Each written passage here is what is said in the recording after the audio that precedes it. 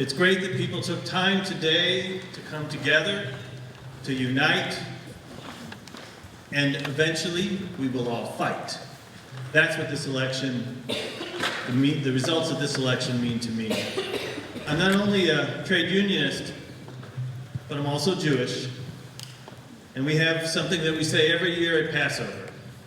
Once we were slaves, but now we are free. African Americans have that memory not so distant. Once they were slaves, but now they are free.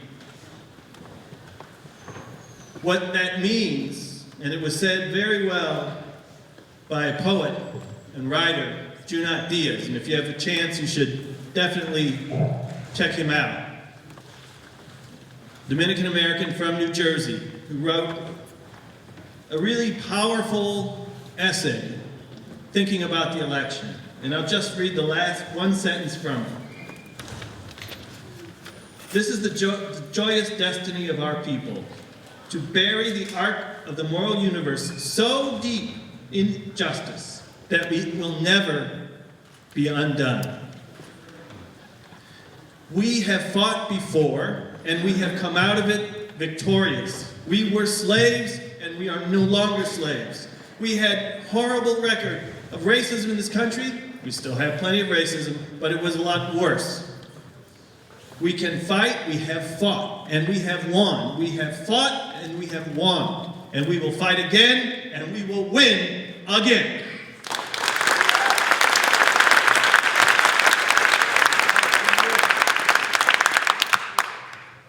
For trade unionists, this election was painful. One of the things that we are very concerned about is legislation that could be passed on a national level called right to work legislation. We call it right to work for less. What that legislation would do would make it illegal for a union to charge to people who don't pay dues or become a member of the union, agency shop fee.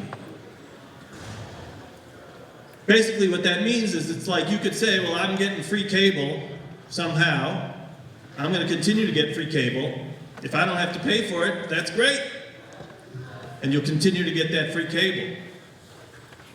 So what that could mean is anyone who doesn't want to pay for union representation is going to get it for free. Now, if you're not a union member, why do you care about that?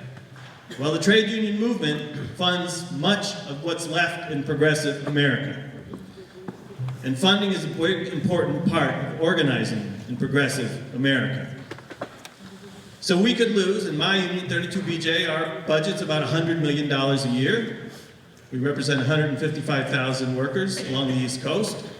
We could easily lose $25 or $30 million overnight. $25 or $30 million of what we do overnight. Now, what's the consequences of that? Well, Wisconsin and Michigan weren't lost just because the white working class didn't vote their interests. It was a conscious effort by people like Scott Walker in Wisconsin to undo the trade union movement in Wisconsin. My daughter, who's here today, goes to the University of Wisconsin, a very progressive place, historically and still today. How many union members do you think there are at the University of Wisconsin? Zero. Zero. Because Scott Walker understood that if he dismantled the labor movement in Wisconsin, he could dismantle the progressive movement in Wisconsin. And he did, and we lost Wisconsin. Same thing happened in Michigan. The trade union movement is one of the premier hallmarks of a progressive movement. And if right to work passes, it would severely interfere with our ability to stand up for working people and stand up for all Americans in this country. So we have to fight. And we need senators who are willing, who have chutzpah to stand up and filibuster when that legislation comes up. And if they don't, we need to be in front of those Democrats just as hard as to be in front of those Republicans.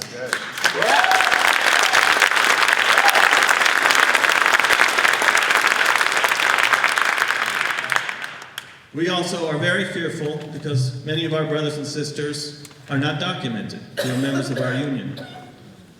And when you see somebody come to your office in tears, who's just called someone, a friend of theirs, to say, well, if I'm taken, please take my kids, it hurts.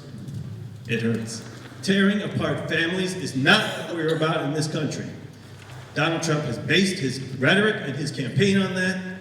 Now we have Jeff Sessions as the Attorney General of this, or hopefully not, if we stand up and if the senators stand up and filibuster against him, but he could easily prevail, and many Democrats are already caving in. So we have to stand up against them, to stand up against people like Jeff Sessions, who said on the Senate floor that Dominican Americans have contributed nothing to this country. Can you imagine? And he wants to be the Attorney General of the United States of America. We need to stand up, but together we can stand up, we can fight. And that's what we do. On November 29th, we're going to have 1,000 people at Newark Airport demonstrating for a living wage, for $15 an hour in health benefits, for 10,000 workers at Newark Airport who only make $10 an hour. Because we're going to fight. That's what we do. Now, you have to remember, sisters and brothers, that we were fighting before this election. We were standing up for people before this election. We had a dream, we had thoughts, we had hopes for our family and for our friends. And we still have those hopes and dreams. Nothing has changed in what we fight for. We just have to fight a little bit harder. And together, when we unite and we fight, and each one of you, just take a moment before I finish. Look around to somebody you don't know in this room, introduce yourselves, and say, I am a progressive leader, and I'm going to fight for justice. Let's just take a moment and do it. To somebody you know and don't know in this room.